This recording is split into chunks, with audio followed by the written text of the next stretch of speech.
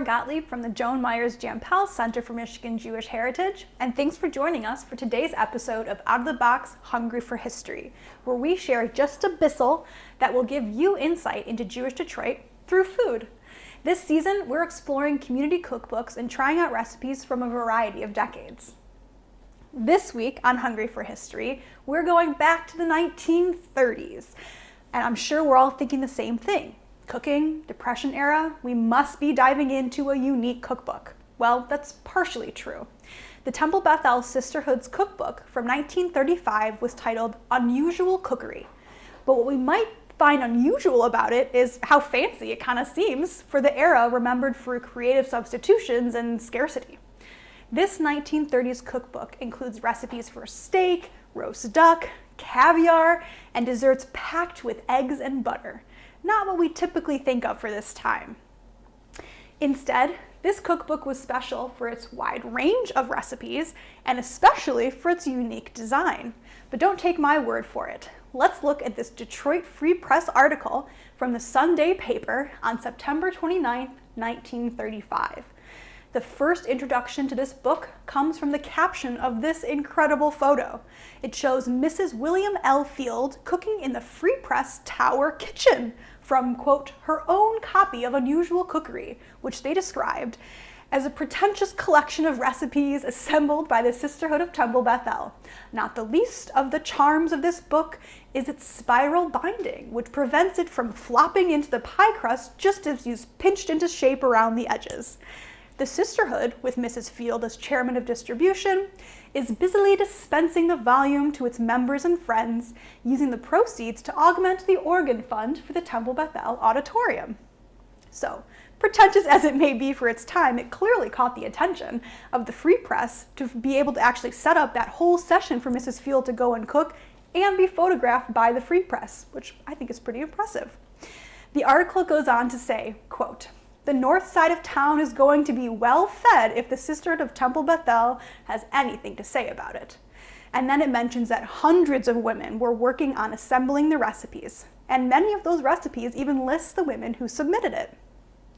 Even with the more fancy recipes, I still wanted to find one that allowed a little bit of wiggle room for those feeling the hit of the Depression for their cooking needs. So I found an eggless devil's food cake.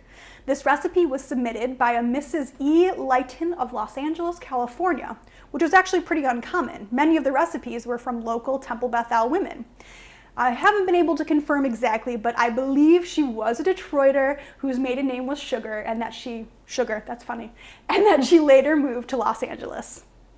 Now it's time to try out this 1935 eggless devil food cake. And to help me make it is my sous chef, Robbie Turman. Okay, so here we are. Hello, Robbie. Thank you so much for joining me. There's no way I could make this cake without you. I mean, I know. I feel like the queen of cake. I mean, eating it, not baking. Which we will be doing, I'm actually a terrible baker, and you're a great baker, so I'm excited to be here and learn from you. It's a good team. Yes.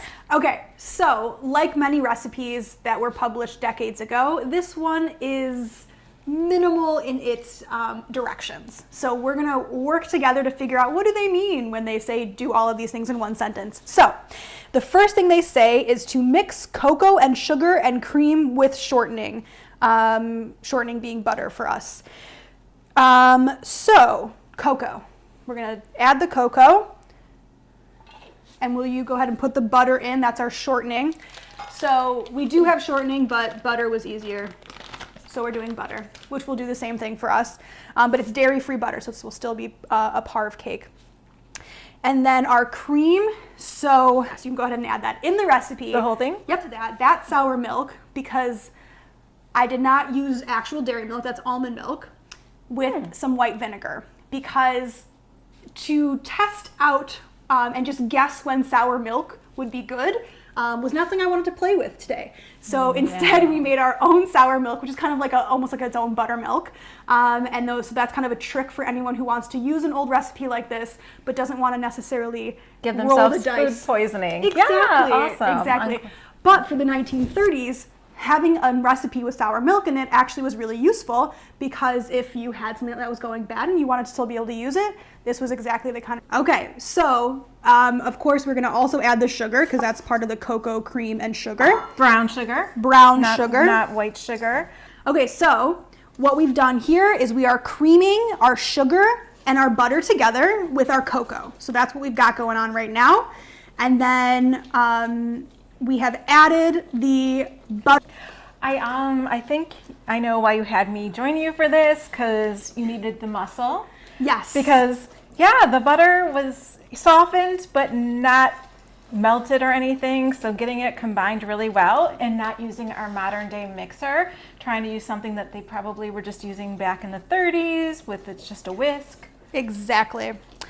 I'm getting a workout. Yes, so Robbie is, exactly. Also, it's hot in here, and I feel like we're mimicking like houses in the 1930s that didn't have air conditioning. We are really in it right now. I'm sweating. Okay, so while Robbie does that, I'm going to slowly add in the flour, and she'll just keep, like, she's my electric mixer, and she'll just keep going as we add in the flour slowly. Just leave it rolling. Okay. I don't have to go to the gym this afternoon, which is great because my arms are already like Jell-O. It's a thick cake, and we've still got more flour to go. It is really thick. I think I'm going to need something to wipe down the sides because it's thick. We got a little bit of water coming left, but we'll see how this goes. At this point, it's like trying to get through cement. Yes, it's thick. So we are adding now. If you want to make this at home, you just use the electric mixer. Yeah. You don't have to be all historical like we do. Use the electric mixer. The KitchenAid stand mixer is just fine. Okay, so the next directions are to add the soda, which I'm just assuming they mean baking soda, into water and let it dissolve. I sort of feel like I'm on the Great British Baking Show right now. You did a great job. You would win. I'd be probably better off on Nailed It if anyone's ever seen that on Netflix. Okay. I actually and salt. Like mildly proud of this. It's a really great. And now this is just going to get a little bit harder as we add in the water and soda together. All right, adding in that final bit of soda water, because that's super normal. That actually is probably going to be the leavening of it. It's a common thing in vegan baking is to use. It looks interesting. We're just going to do a little bit of this to show you. It's interesting. But it's going to be. I'm wondering if we should use a spatula or something as opposed to the whisk. It says beat well, so I'm going to say we got a whisk. But I'm happy to trade out with you. I'm going to add the vanilla. Well. Funny, I don't beat well. Okay. Vanilla. You're doing it's almost there. We're really close. That looks like a batter.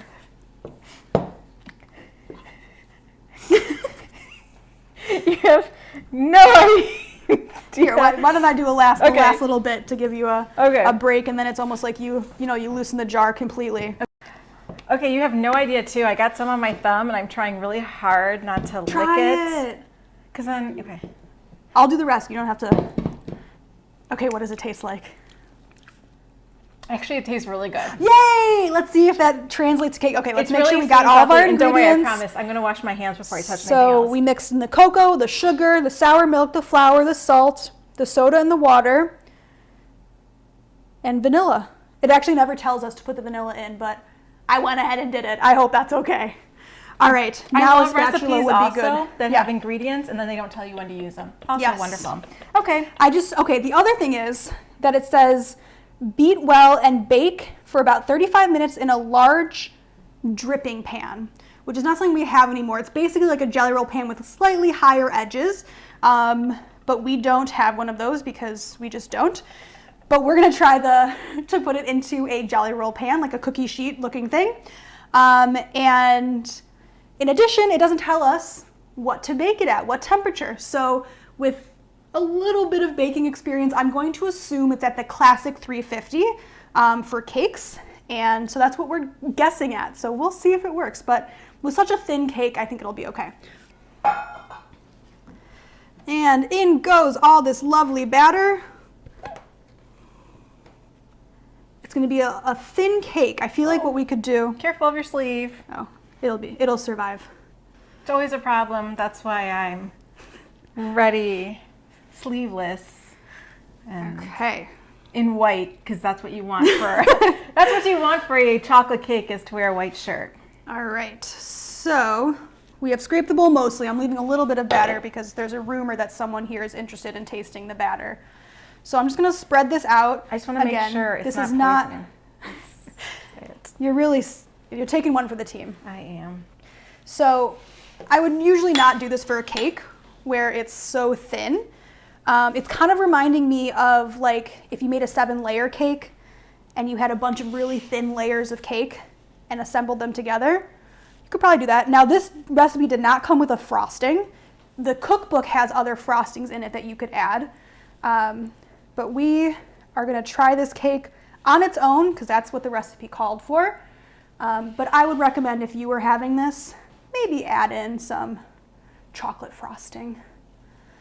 Okay, so I'm going to give it a little shake. We have our final cake.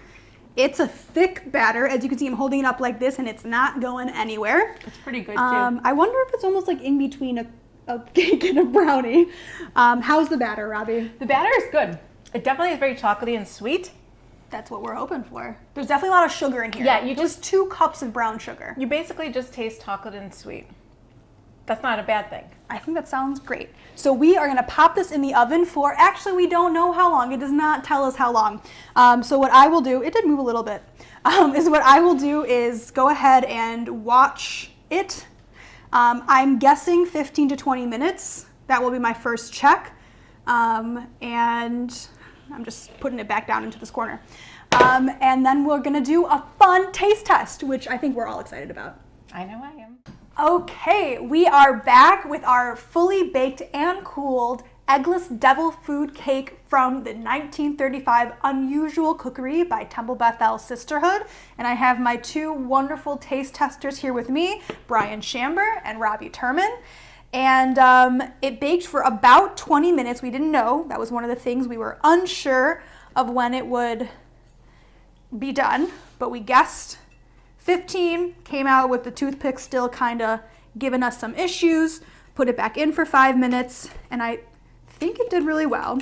The other thing is we don't know nothing about greasing the pan or anything like that, so this is another little fun surprise we're gonna find out right now. Okay, worked well enough. Gonna hand off this first piece to Brian here. Ooh, I love corners. Great, because you got a great corner there. And then, that's your bottom piece. I bet that was great. And then we've got the second piece for Robbie Turman to my right. And the final piece, I'll take it, I guess. And here we go. We're going to taste test our eggless devil food cake from 1935. It's crumbly for sure.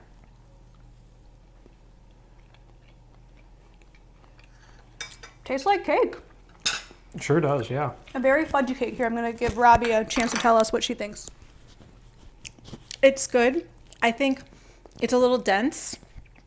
It's stuck in my teeth. Definitely needs some frosting. If you're the type of person who likes to eat and then have a little left over a few hours later that you can kind of suck out your teeth, this is it.